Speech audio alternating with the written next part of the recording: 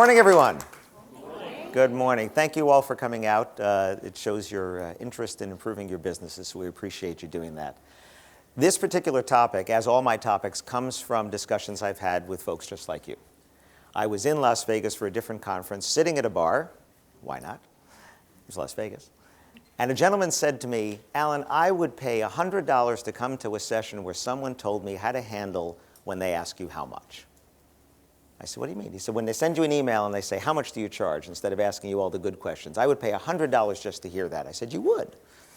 That sounds like a session to me.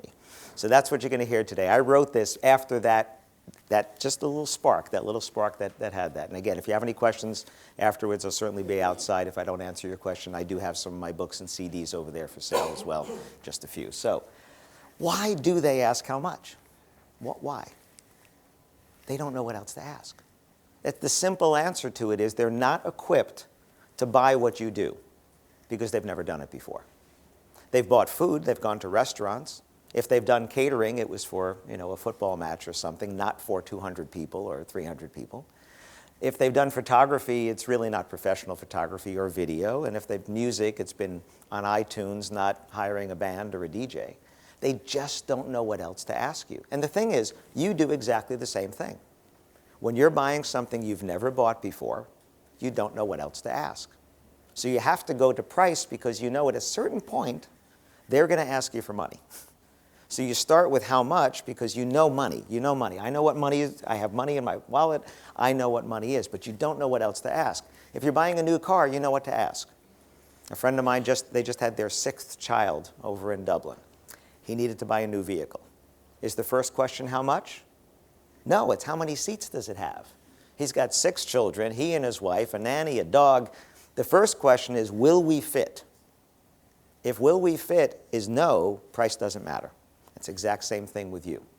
If you don't do the style, the color, the trend, whatever they want, price isn't going to matter.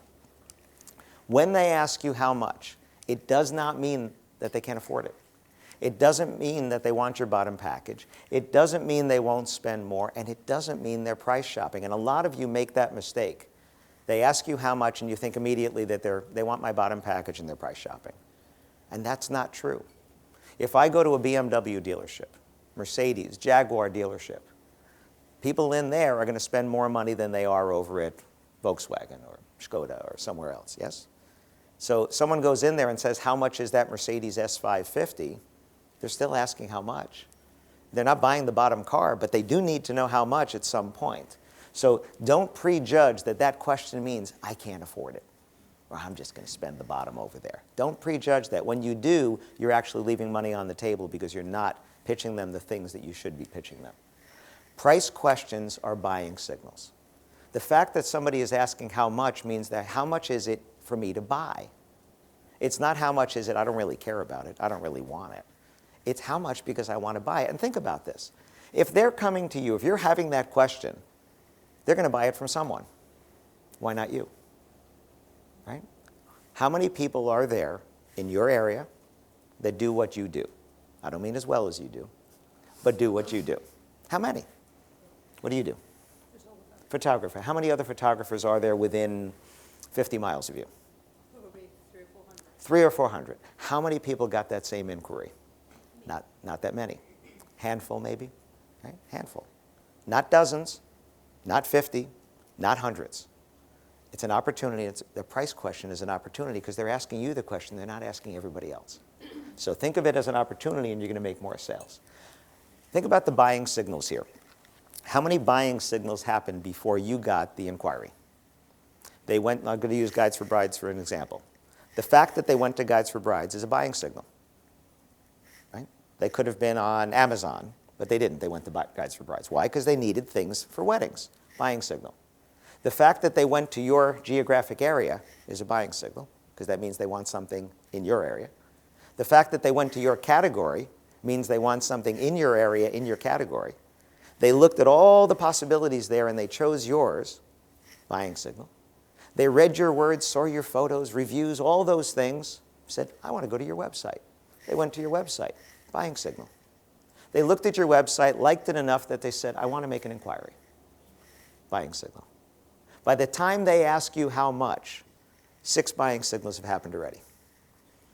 And you look at it and say, oh, they're a price shopper. No, they're looking for someone like you. It's exactly what it is they're looking for somebody just like you.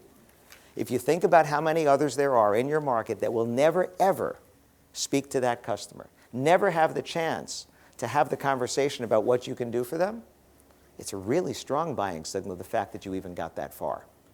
So take that opportunity and change your mindset to price shopper, to wow, wow. If they're not asking you how much in this economy, you're probably not having a conversation with them at all, because they're going to start with that conversation. And we all do the same thing. Think about it. Think about the last thing that you bought. Did you go to the website looking for a price? Yes, you did. If you rang them up, did you ask them how much? Yes, you did. We all do exactly the same thing. I was buying window tinting for my house because I had a baby grand piano. I didn't want to get ruined by the sun like my grandmother's did, which is why I don't have my grandmother's baby grand piano. I wanted it protected.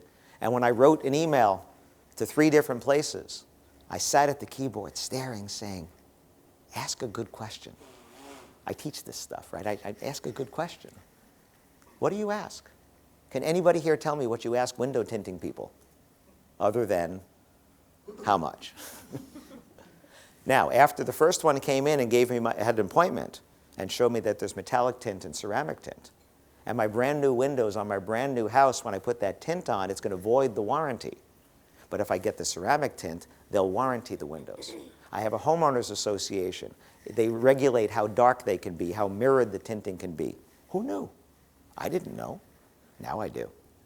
So when the second one came in, what do you think I asked them? How much? No. Is that ceramic or metallic? What is it going to be for the warranty on my windows? How dark is that going to be? My homeowners association says it can't be darker than that. Once you have your education, you ask better questions. Can you tell when you're the first one that they've come to? Yeah, because the questions start with, how much? And the second time, they're going to ask you better things about timing, about details, about things that they shouldn't know about unless they've shopped somebody else already. So listen, and you'll find out if you're really the first or not.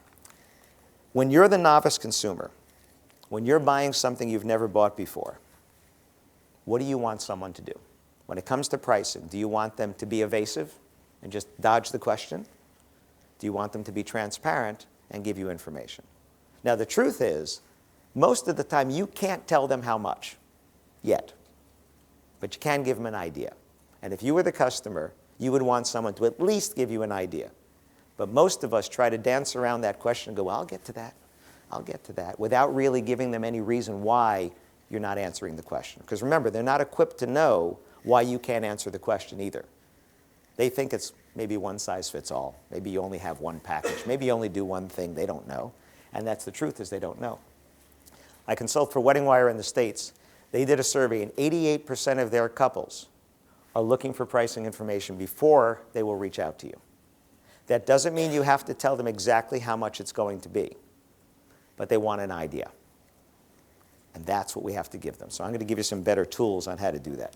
There are 4 ways that you can handle pricing on your website, 4 ways you can handle pricing in email, on the phone, in person, at a bridal fair, 4 ways you can do this. The first one is tell them how much it costs. Some of you can do that. How much does it cost? I have some books out there. It says, there's a sign, it says it's £15. I can tell you how much. Why? There's no range. It doesn't go from here to there, and it doesn't depend upon the day and the time. And no, there it is. There's a book. Do you want it? It's £15. Sometimes you can give them an idea, but can you tell them? Now, with my business, certain things like books you can tell them. Certain things you can't. You want me to come and speak?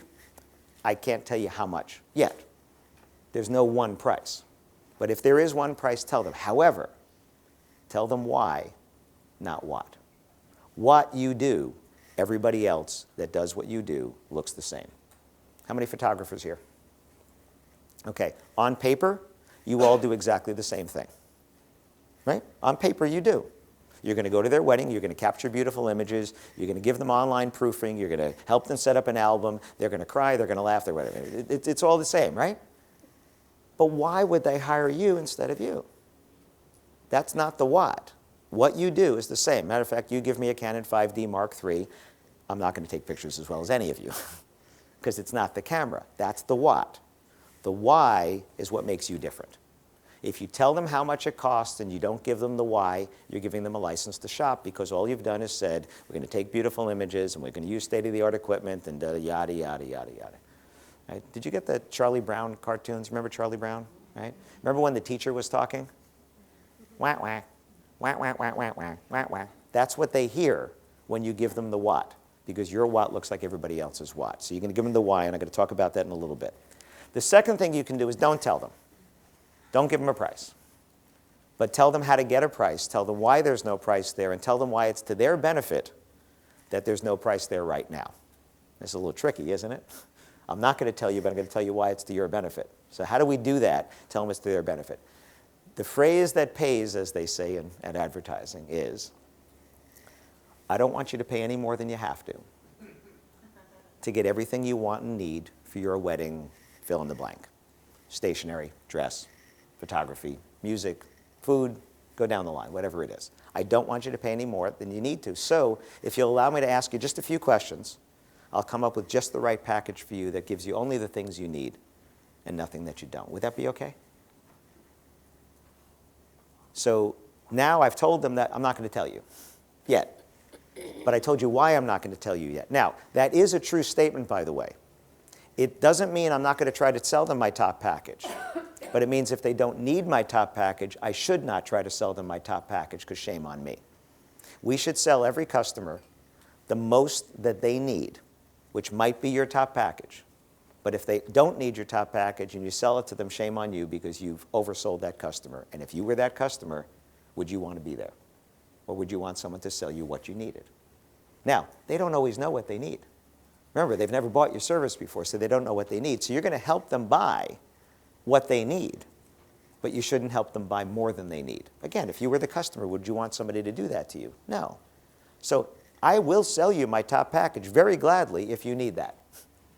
But if you don't, I shouldn't do that.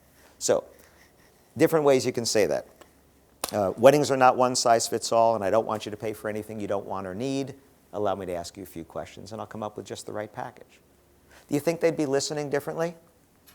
Because I gave you why I'm not telling you. Most people say, well, it's all customized. It depends. That's the worst phrase. How much does it cost? It depends. It depends? You know, no. If you have a child and you said that to your child, do you think they're going to be listening? No. No, your customers are more like children in that. Just tell me. Tell me why. Give me what. Number 3 is, give me a starting price. And when you write this down, cross it out, because don't give them a starting price. Here's why. If your starting price is close to where the ending price typically is for a customer, by all means give them a starting price. If your starting price is half, a third, a fourth of where they typically pay, is that fair? If you were the customer, would you think that was fair? So if you told them it's £1,000 to start, most people pay $3. That's not really fair. So I don't like starting prices because they don't give me any relevance. They don't give me anything to compare it to. What I prefer, and what you can all do, is a price range. And every one of you can do this. A price range works like this. Our prices go from here to here. If you're like most of our couples, you'll end up between here and here. So we give a full range and then a smaller range. So let me tell you how this works. And by the way, this is where you could even use starting. I have a client of mine, entertainment company in San Francisco in the States. Our disc jockey prices for a wedding go from $1,150 to $2,100, with our most popular package starting at $1,350. So listen to that. We go from $1,150 to $2,100. That's a big range, right? That's almost double, with our most popular package being way towards the bottom at $1,350. Now, did I tell you how much you're going to pay? No. I never told you how much you're going to pay. But I did tell you that it's probably not more than $2,100, probably not less than $1,150, and more likely than not, it's going to be somewhere closer to $1,350. And it's a true statement. So how do you figure those numbers out? All right, do I have any florists in here? Floral decorators? Okay, so floral decorators have a challenge because you don't know how much the flowers are going to be.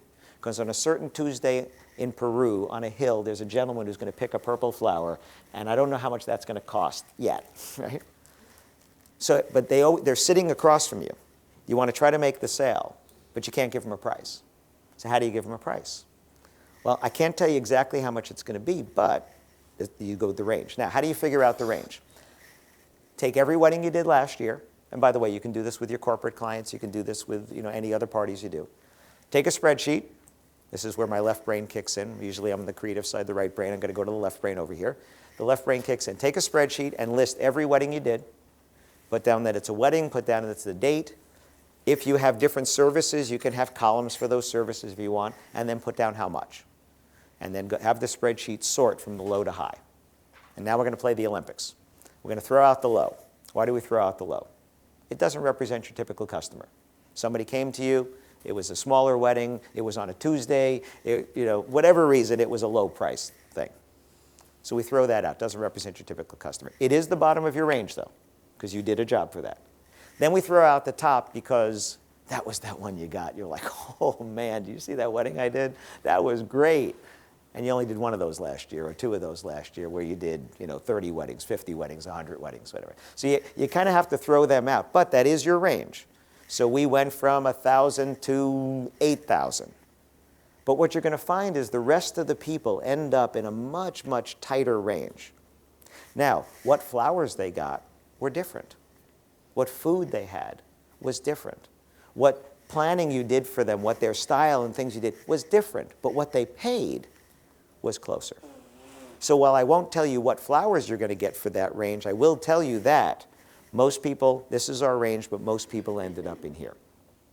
If you label on a pricing sheet our most popular package, like my entertainment customer, our most popular package starts at $1,350, where do you think most people want to go? To our most popular package, because people are like sheep. They follow the crowd. They want to be there. Why? Because it's safe. If I do what most people do, it's safe because most people did it and they survived. If I go up here, ooh. So think about that when you do it. You can all do exactly that. But remember to tell them why. Now, how do you find out the why? Because the what is easy. For every one of you, the what is there because it's probably on your brochure. It's probably on your website. You probably have a bullet point list of this is what I'm going to do. If I go to your pricing sheet, it has a bullet point list of the what. And it's all those things, state-of-the-art sound system and, experienced chefs and yada, yada, yada, and Charlie Brown's teacher again. Wah, wah, wah, wah, wah. Because if I take your name off of it, I can hand that to everybody else in your category, and they probably have the exact same list.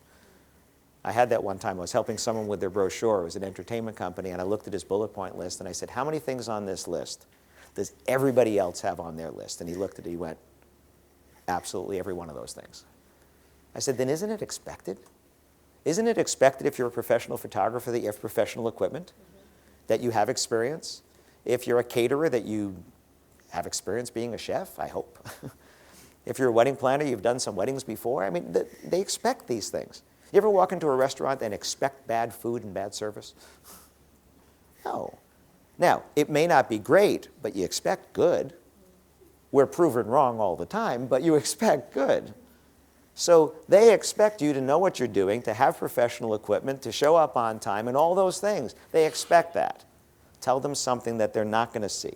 Give them the why, otherwise it's a license to shop, and I'll give you a little bit more of that.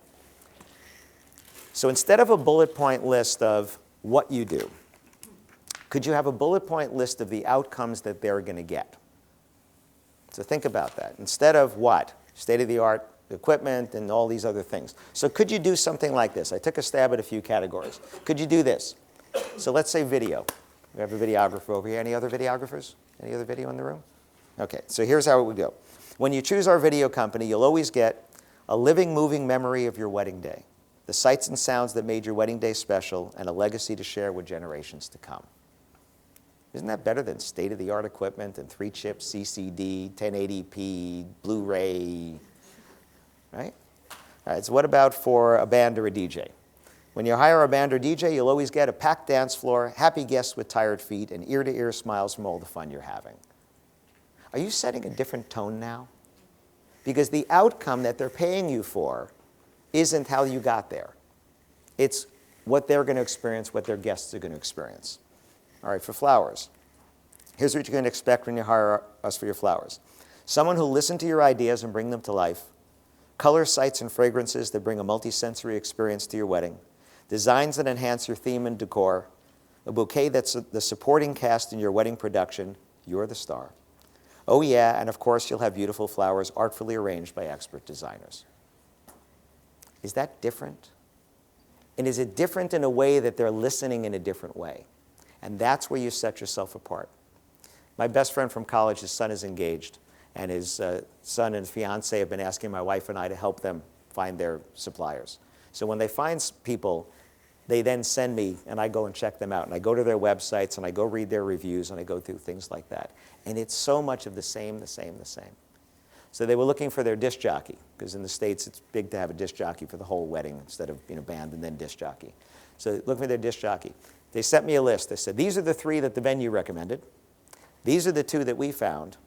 We've been to all of their websites, and they're all pretty bad. And it's unfortunate, because they are. Most of the websites of wedding professionals are pretty bad. The bar has been set really low. It doesn't take much to set it a little bit higher. It takes an investment in time, a little investment in money, to pay off hugely because the bar has been set so low. You can really stand out. This is another way to stand out because the voice is different. Unfortunately, people copy people. Photographers copy other photographers.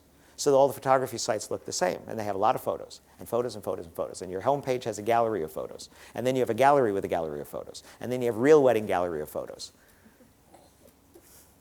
But there's no words. By the way, Google reads words. It doesn't read pictures. Google wants to read about photography. And, oh, by the way, so do your customers. Because what sets you apart is not beautiful photos. I hope you wouldn't put any non-beautiful photos on your website. So that doesn't set you apart. What sets one wedding planner apart from the next is not the ability to plan a wedding. Give me something more. This is where you get something more. So what if you expanded those thoughts a little bit? What if we went that to here? So this is for wedding gowns. Any wedding gown? Wedding gowns here. Come to Acme Wedding Gowns and you'll experience friendly design consultants. We love helping you find the right dress. A relaxed atmosphere. It's stressful enough. You don't need more. Lots of dresses from many great designers. Don't worry, we'll help you find just the right dress. In-house seamstresses who won't be happy with the fit until you are. Different. It's a different voice, and every one of you can do this. You can find that different voice. I've often said that your brand is defined by the words that people use when they speak about you. Not the words you use, because you're going to talk about yourself, and you're going to say, we do this, we do this, we do this, we do this. When your customers write a review, when your customers post a testimonial, when they send you a lovely handwritten note, the words they've used describe their experience of doing business with you. You can't write better than that. They're going to say things that you can't say. I have my business cards, and there are 3 testimonials on the back of the business card, because I could tell you what you're going to get with hiring me. But instead, this guy said, you're probably the only speaker I can listen to without once looking at my watch. I love that quote. One sentence speaks volumes. Your mind goes to every speaker you've heard where you're like, oh, sorry, I'm falling asleep here. Right? It goes to learning so much from Alan Berg and having such fun. Somebody else wrote that. Alan has the gift of making complex subjects simple. Those words are people's saying what they experienced, and they describe what I do better than I possibly could. Because if I said to you, I'm probably the only speaker you'll listen to without once looking at your watch. Pretty pompous, even for an American. I get that. Right? Learning so much and having fun. You just laughed. That's good. Okay. Alan has the gift of making complex subjects simple. I hear that from people a lot. But if I say, I have the gift of making complex subjects simple, again, it's pretty pompous. But when they say it with quotes on it, it's strong. And when they describe the difference. So this couple was looking for their photographer. And they came down to 2 photographers that they really loved. And I said, tell me why. And they said, this guy, we really loved him. His personality, he was just great. We just connected with him immediately. And he had really nice pictures. I said, what about the other one? They said, well, we really loved her style. It's kind of more our style. And she was really sweet. Personality, photos. Photos, personality. I said, well, you've answered your question. 10 years from now, he's not going to be there showing you the pictures. Her pictures will be there. You answered the question already. But I went and I checked, and I went to the reviews on the online sites that they're on. You know what they said? Personality, photos, photos, she's really sweet. They all said exactly what they'd already experienced before they even hired her. Now, it doesn't mean he doesn't do a great job. He does have beautiful photos. But when they said, we like our style, we think it's a little bit more of our style, well, then why would you hire the nice guy if you like the style over here? You want the style. That's what you're looking for. But that wasn't in the bullet points. That was in the reviews. That wasn't in the photos, because the photos, it's hard to tell because you all put beautiful photos on your site. You need a little bit more than that. So where do you find those? Is you go to your reviews, you go to the testimonials. 72% of your consumers trust those online reviews as much or more than personal recommendations.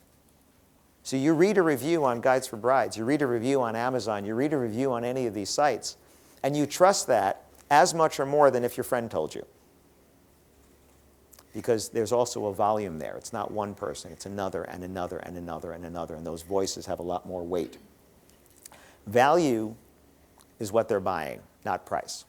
They're going to ask you price because price is a tangible thing. How much money? How many pounds do I have to give you? However, value is not about price. We all have and will spend more money to get a better value. The bigger package has more discounts built into it, has more features that we want, whatever it is, we will buy up to that. If someone perceives that they can get exactly the same value that you provide from someone else, and that other person has a lower price, they will and should hire them. Nobody should spend more for the same value. You spend more because you perceive the value to be higher. If you perceive the value of your speaker to be higher, you'll pay more for the speaker. If not, you'll pay less. If they perceive their wedding planner and this wedding planner are the same, I'm going to go with the cheaper one. If I can't perceive any difference, I like them both, like photographers. If they liked them both and everything was the same, they'd have to go with the cheaper one. Because why would you spend more money if you didn't have to? None of us are going to do that. Don't expect your customers to either, which means find the value. Show them the value. The value is not in the what, the value is in the why. The value is in the connection. The value is in how they're going to feel after they do business with you. That's where the value is. So show them that value. There are tangible things and there are intangibles. If I want a Blu-ray disc from my videographer, that's a tangible thing. It's a Blu-ray disc. But the style that he shoots is intangible. The way he answers his emails is intangible. How responsive he is intangible. Whether the way he, the way he helps other people or helps me with other ideas or gives me information that other people don't, that's intangible. They're going to spend more with you for the intangibles than the tangibles. Because somebody else can do the tangibles. Somebody else can give them shrimp. Somebody else can give them an album. Matter of fact, they can give them the same album by the same manufacturer. They can do exactly that. So what's the difference? It's not a tangible thing. It's got to be an intangible. So sell the intangibles because that's where it's going to go. So if you're a DJ and you give them a nightclub vibe for their after party, that's an intangible. What's a nightclub vibe? I know it when I see it. But I can't put my fingers on it, right? There are things that go into making it, but I could give those things, those lights and those speakers to someone else, and they're not going to come up with a nightclub vibe. So give them the intangibles. So a different way to do this is to show them a bullet point list using the testimonials. So instead of just, like I gave you those whys, and I think you could go with either route on that, what would it look like if you made a bullet point list of just testimonials?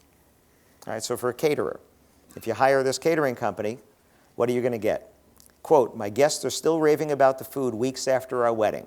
Put the couple's name. After attending several weddings at Acme, we just knew we had to have our wedding there. We couldn't have been happier with the staff. Everyone was so helpful and our wedding was just perfect.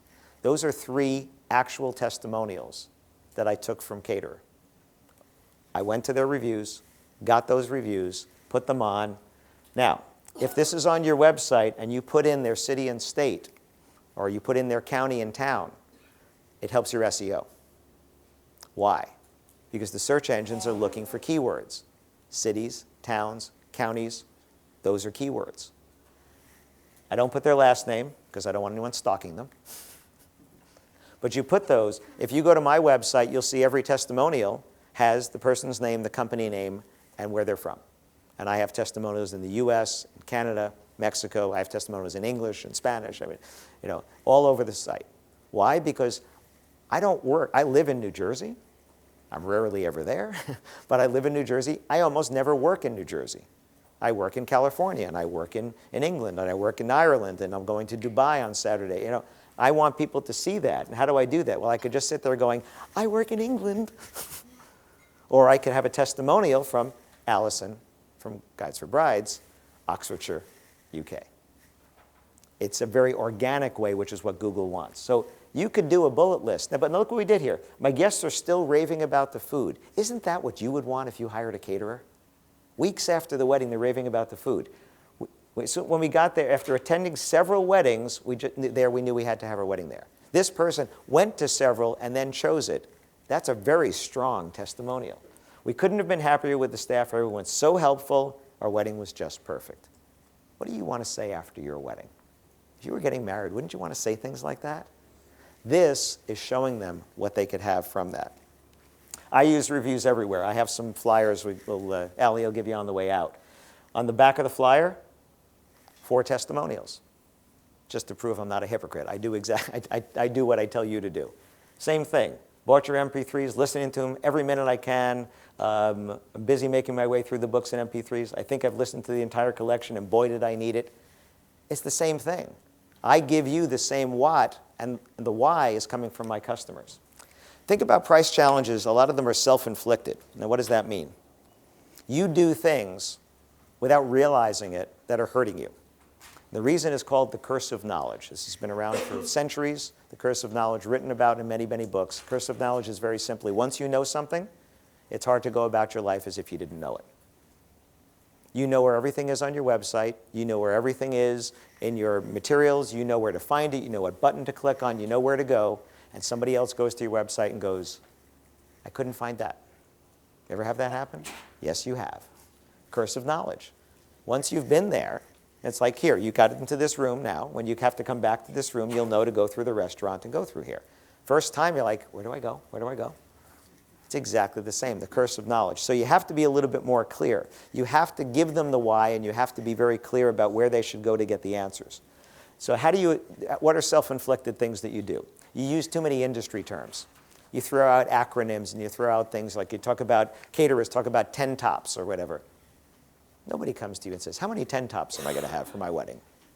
Or RFP, I don't know if you use that phrase here, request for proposal is what happens in the States. If you're having a corporate event, you submit an RFP, request for proposal. And it says, how many events a year do you plan? And do you need classroom or theater or whatever? I've seen caterers handing those to brides. How many events a year do you plan? One wedding? Do you want classroom, theater, or rounds? I don't know. We want to sit and eat? I mean, you're asking the wrong questions to the wrong people. You assume that they know more than they do. You assume, well, you've been looking around, you must know these things. No. Assume they know absolutely nothing.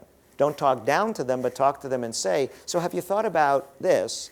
And if they say, oh, yeah, and if they say, what's that? So, oh, let me tell you. So instead of assuming that they know it, ask a better question. You want to be ambiguous. You want to do that. I don't want to quite tell them exactly that because then they can't shop me against someone else. Oh, by the way, if you're thinking of not putting price on your website because your competitors are going to find out, they already know. They've secret shopped you. They had some young lady ring you up and say, how much do you charge? They already know. It is the absolute worst reason for not putting price on your website is because your competitors are going to find out. Because you're hurting yourself more with your customers not finding out. Now, you could be left-brained and they could be right-brained. Most of you are right-brained people, creative people, artistic people. You are. That's wonderful. But if you're left-brained and they're right-brained, or you're right-brained and they're left-brained, you're not presenting the materials the same way. I had a photographer, client of mine, consulting client. He was an engineer by day, photographer on the evenings and the weekends. Okay.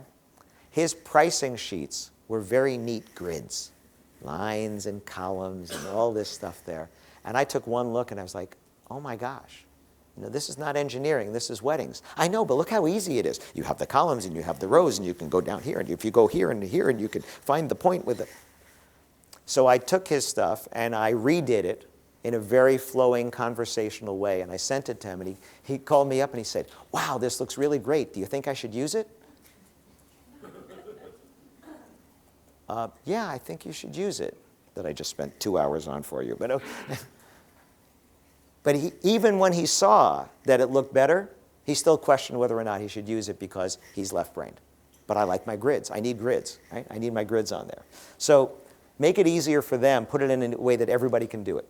Can you choose to be the easier solution just in the way you do your packages, the way you do your pricing, the way you do everything about how you present it? Any cake bakers here? Yeah? Okay. Do you charge by the slice? No? Thank you. Because in the States, this is huge. They charge by the slice. How much is that cake? It's $1.50 a slice. It's $3 a slice. It's whatever. Well, I want the whole cake. It's a wedding, right? If I'm buying dessert after dinner, you can charge me by the slice. But otherwise, I want to know how much the cake is. So ask me what I want, figure out what it's going to have, and then tell me how much the cake is. All right, caterers? Where's my caterers? Do you do plus here? You do plus VAT plus service? Thank goodness. In the States, we can talk about them in the States now. In the States, they give you a price, and then it's plus tax plus service. Well, you have to pay tax, right? VAT or tax, you have to pay that. So you get that. But service is this other service charge that's between 18 and 22%. Yeah, I do that with my chin too. 18 and 22%. Imagine if you went to buy a car and they told you how much the car was and you have VAT, okay, we're good. And then it's like, oh, by the way, it's going to be 18% higher than that. You would never accept that. So how do you make yourself the easier answer for them? Better packages. Better packages, better pricing. One of my catering clients, what they did is they have their price sheet and it says, this is the price for this package for 100 people. It's a number. It's a big number, 9,000, 11,000, whatever the number is. And it's this much per person over. It's so easy. It's so easy. And by the way, when you're showing them catering packages, don't list every food item they can have. You might as well give me a list of ingredients in the kitchen. Right? If you tell me that I'll have a choice of 5 appetizers, a choice of 5 entrees or whatever, that's all I need to know. If I want to know what they are, I'll ask. But I know I have a choice of 5. I assume it's good. I assume you can cook it well, present it well. If we've gotten to that point, it's okay. Can you make it easier to buy? Now, I've had people debating packages versus non-packages. And people say, well, I'm always customizing. I said, okay, you're always customizing. Somebody's phone? Okay. So I had a guy the other day who said he's always customizing. I said, well, maybe your packages are just wrong. You're always customizing. So I told him to go back. Here's my left brain again. I told him to go back to the spreadsheet thing. Make a column for every service that you have or every item in your packages. And then look at every wedding you did last year and find the most popular combinations. And those become your new packages. Because your customers who are having you customize just told you this is what we wanted. Instead of, here's my package, and now you have to change it because they want something different. Make the package what they already wanted. Or can you have a package that says, here's the package, here's the price, and you can choose one of these 3 things. Instead of having to customize it every time, say, and this gives you a choice of one of these 3, and the next one gives you a choice of 2 of the 3, or whatever it is. So let them tell you, this is what we want our package to be, instead of you going, you have to buy my package. And then you end up customizing it for them every time. Avoid pricing problems before they happen. I have a catering client up near Niagara Falls, New York. 5-star reviews, wonderful 5-star reviews. And they say the service is great, and the food is great, and everything is great. But. They all have a but. And the but was, we feel like we're being nibbled to death every time. Every time we turn around, it's just a little bit more. It's going to cost you a little more for that. Can I have that? Yes, you can. It's just a little bit more. 5 stars. All great reviews. So I said, okay, let's fix this. Let's raise the price.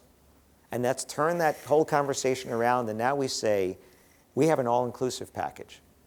Unlike other places, we're not going to charge you for every little thing.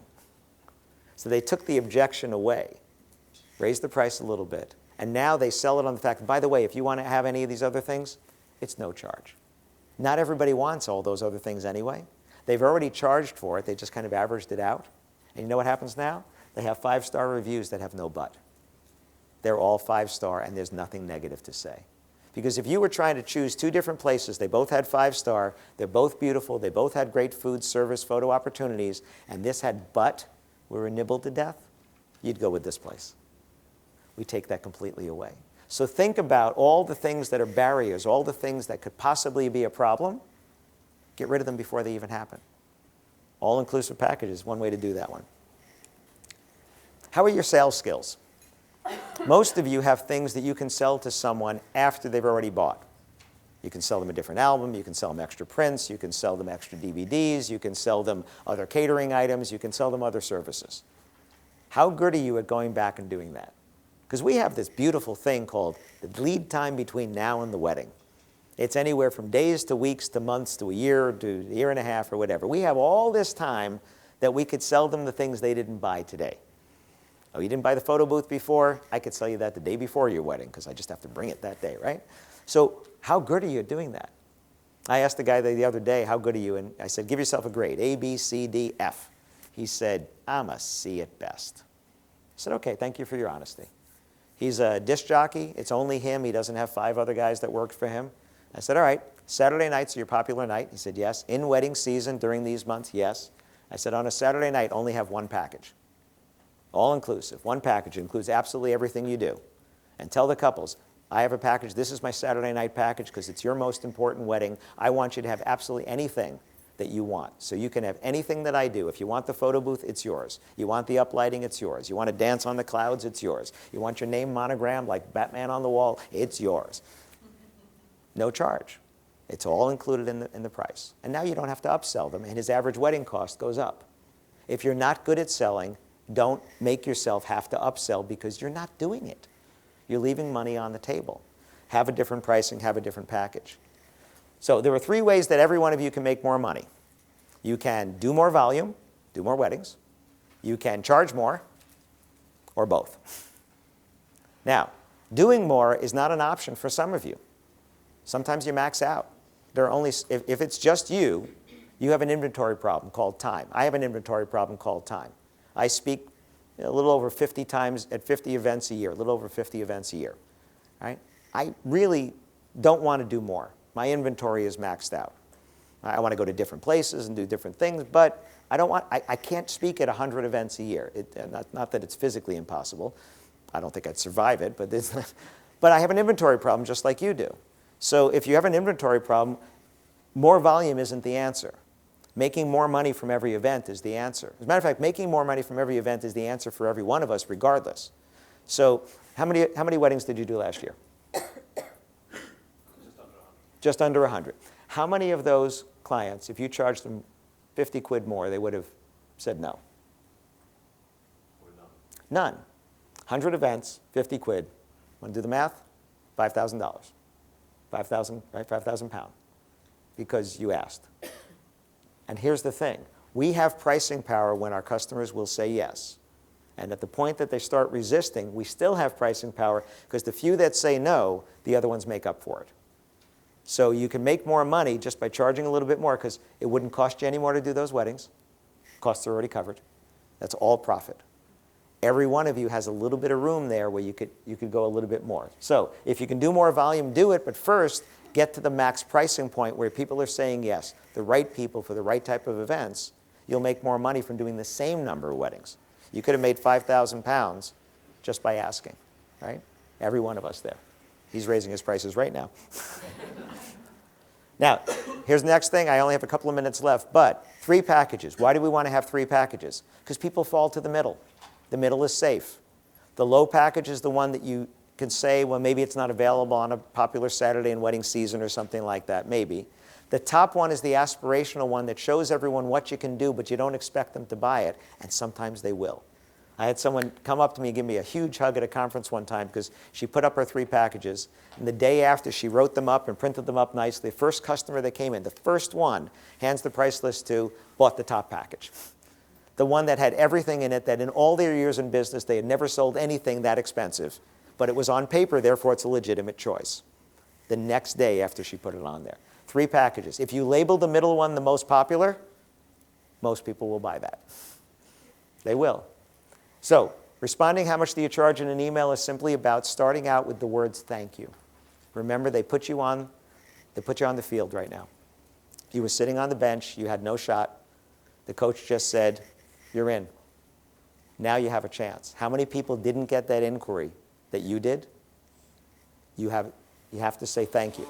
It's a really important thing because it sets a different tone than just going immediately into it. Speak to them in email as if you were speaking to them on the phone or in person. if you make your emails more conversational, and that's my presentation this afternoon, actually not this afternoon, was it after this presentation, about emailing. So if you want to come back for that one. Remember, the phrase that pays, I don't want you to pay any more than you have to get everything you want and need for your wedding, photography, DJ, planning, whatever it is. Which is a true statement, by the way. Again, I'll sell you the top package if that's what you need. But if you don't, I'm not going to do that. So if it's okay, I'll ask you a few questions so I can work you up a quote that is only the things you want and need, and then end your email with one question, not 5 questions. Do not send them a test. Do not say, now tell me this and this and this and this and this and this. Why? Because once you do that, you have nothing to talk about except price. Allow the conversation to flow. Editorialize their answers. So if you say, where are you getting married? And they say at the Belfry, you say, oh, it's beautiful. I was just there for a conference the other day. Absolutely gorgeous. Great choice. Instead of just taking the answer and sending them the next question. You would do that in person. Do it in an email. Don't sell them anything. Help them buy. Does anybody here like to feel like they were sold? No. Anybody here like to buy things with other people's money? Or as my wife puts it, other parents' money? Yes. So help them buy what you do because they don't know how to do it. Don't sell it to them. They'll feel much better about it and you'll feel much better. Quick thing about discounting versus negotiating. I hate negotiating. I love discounting. Why? Discounts have a structure. If you buy this and you buy this, you get a discount. If you buy this package, there's discounts built in.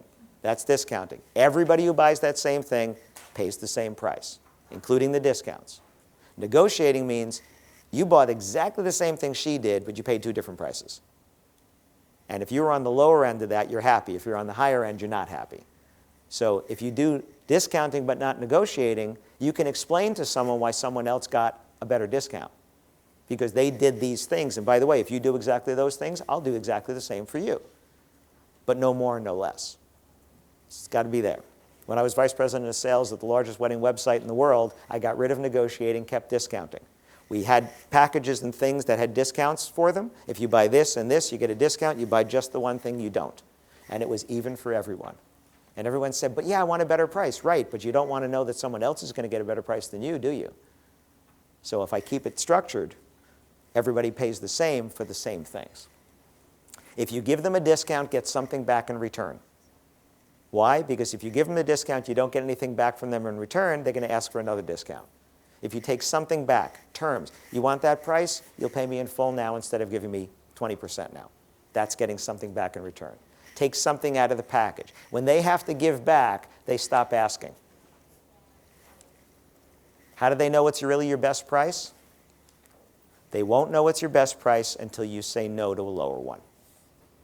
Have you ever asked for a discount and they immediately gave you a discount? You're like, wow, I wonder if I could have gotten more. When you say no, now they know you mean it. But you have to mean it, just like with your kids. If you tell your kids no and you let them do something anyway, they know you don't mean it. If you tell your customers no and then you give them a lower price, you didn't mean it. If you say no, mean it.